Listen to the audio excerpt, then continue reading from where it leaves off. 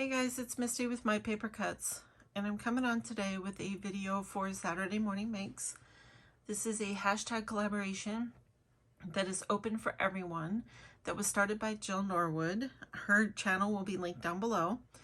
And Jill opened this for anyone on any social media platform to share whatever they've been working on, just whatever they would like to share.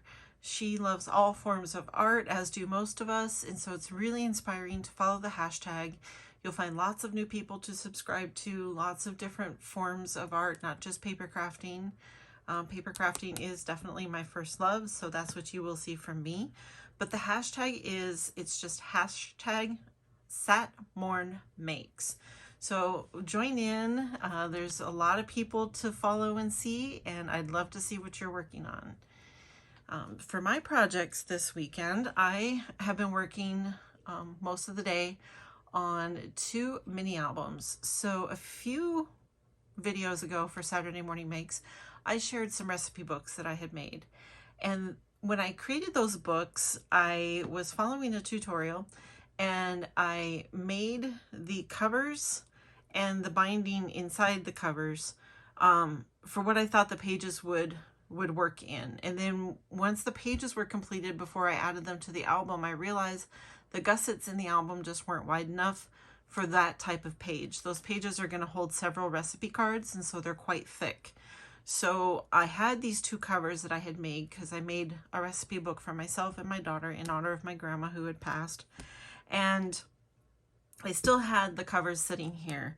And P would never forgive me if I threw these covers away. So I decided to go ahead and make albums to go to finish them out. And in my huge Halloween paper stash, I have 2 of this paper pad. This is a paper pad from 2011, and it's from My Mind's Eye. It's called Haunted. And I have 2 full pads, and there's 3 sheets of each design in these pads. And what's interesting is there are no stickers, no cut aparts or anything. It's just pattern paper. A couple of the patterns are larger, as you can see, like the witch and the chandelier and this bird down here.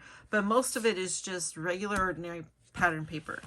It is true craft paper, or at least what I consider true craft paper, as in it's got that texture of like a paper bag.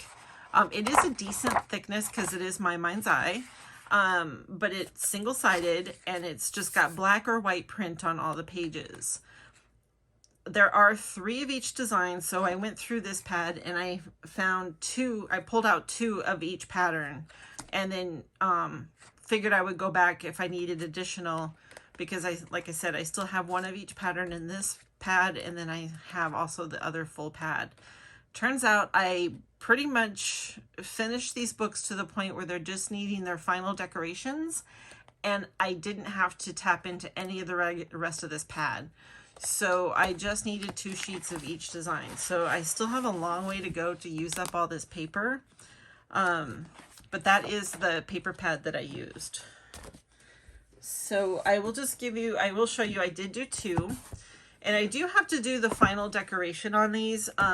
Basically, all the pages are built and covered. The covers are done, and obviously I did a tie on them. But I will go back and I will use my brother's ScanNCut or my Cricut, and we'll cut out some Halloween shapes. A lot of this pattern is more like a silhouette type pattern, so I want to do some die cutting and some cutting with my machines just to add some little decorations here and there. But like I said, the gussets are not real wide on these, so I can't add a lot of other details.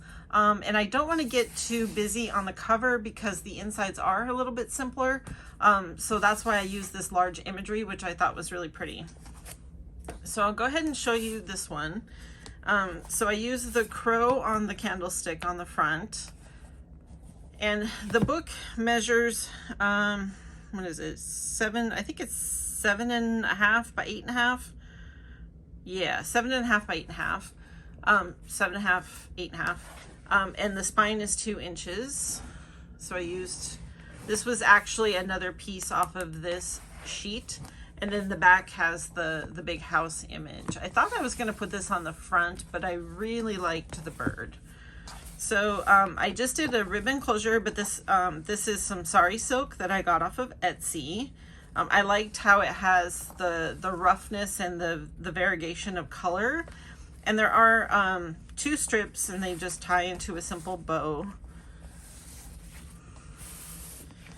So inside the front cover here, there is a magnet. There is this larger flap with the smaller flap. And what was nice about using this paper pad was that all the pages are the same color combinations, so you could easily mix and match the patterns, and it doesn't look too busy, in my opinion. Everything is inked with black soot distress ink, the regular, not the oxide. The oxide was going to dry too gray. So all the edges are inked in that, and some of the corners are cut with the Crocodile Stub corner punch. And then I did do some other things on the inside more that I'll show you. There are 6 pages in here, and each page is a pocket, which I haven't put anything in yet. Here's the text page. A lot of the pages are just flat, but like I said, I'm going to be doing some die cuts and some photo mats on each page. So this one is also another solid page. And then I did these 2 little pockets here that hold these tags that come out. So these will have some twine or something on them when I finish. So there's that. Here's another nice solid page with a pocket. Here's another flap here that it has a magnet and it flips up. One of my favorite new things that I did, which I'd never tried before, was I did some stamping on black. Originally, I tried to do Hero Arts just unicorn pigment ink, which is just white, but it was too bright to go with all this craft paper. So I switched and I stamped with antique linen in oxide, so that it would still have that pigment effect, but it wouldn't be quite so white. And these stamps are from Tim Holtz. They're just from some of the miscellaneous stamp sets. Some of them are, like these ones are new. So, and in this pocket here, it has a 4x6 booklet, which will hold, it's actually 4 1/4 by 6 1/4, so it will actually hold 2 4x6 photos, and then just a mat that can also hold a 4x6 photo on each side.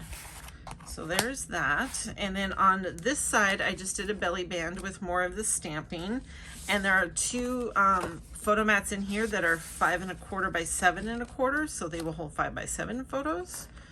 This page is also a pocket. And then this one's kind of a double layout. And I did do little, like, what do they call these, photo turns or whatever. They do take a little while to break in when you use these metal ones to get to the point where they're easy to put on, but they're so easy to use. They just have a brad. I just had brass or copper ones, so I hit them with the little black alcohol ink just to distress them up a little bit. But then this does open up with 2 good sized flaps and the witch. So that holds those nice and closed. This page again is a pocket. So on this page, I kind of coordinated everything. We have this big open space here for photos, and here. This edge here is punched with this Martha Stewart spiderweb punch. I get this out every Halloween. I love this thing. And again, it has the 4x6 booklet, so it's 4 1/4 by 6 1/4. So it will easily hold a full 4x6 photo on each side, and the same thing with the mat here. And I also stamped across the top of that, again with the oxide ink, and that is one of Tim Holtz's new stamps for this year. And this again is a pocket. Here's another solid page for photos. Here's another little pocket that I tucked in before I glued in this page. So this is a long pocket, and this comes out for, again, a 4x6 photo will fit on here, and you can journal on the bottom. And I punched that again with that spiderweb punch. That just slides in there. Here's the chandelier paper. Again, it's a pocket. And then this back page here has a large tag and a little 4x4 booklet. And then these two flaps open. This again, like you saw, is a pocket. These two flaps open for another large spot for photos. And they just tuck back in there. And for the booklets, of course, you can tuck it like this if you prefer, or you can tuck the whole thing in. Just depends on user's preference. And then again in the back pocket, a nice big pocket for extra things. And what I'll probably do, because I definitely will sell one, if not both of these. This is another 4x6 photo mat, another 4x6 booklet, and then it has lots of room for either extra photos, or when I sell it, I will put extra die cuts and such inside that someone could add to the pages as they like.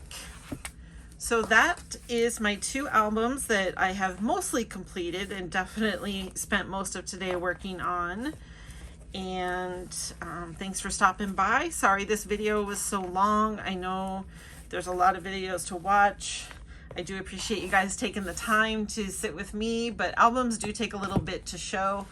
So that is my projects for today. All right, you guys, thank you so much. I'm gonna go have a big fat glass of wine, and I hope you guys have a wonderful evening. Bye-bye.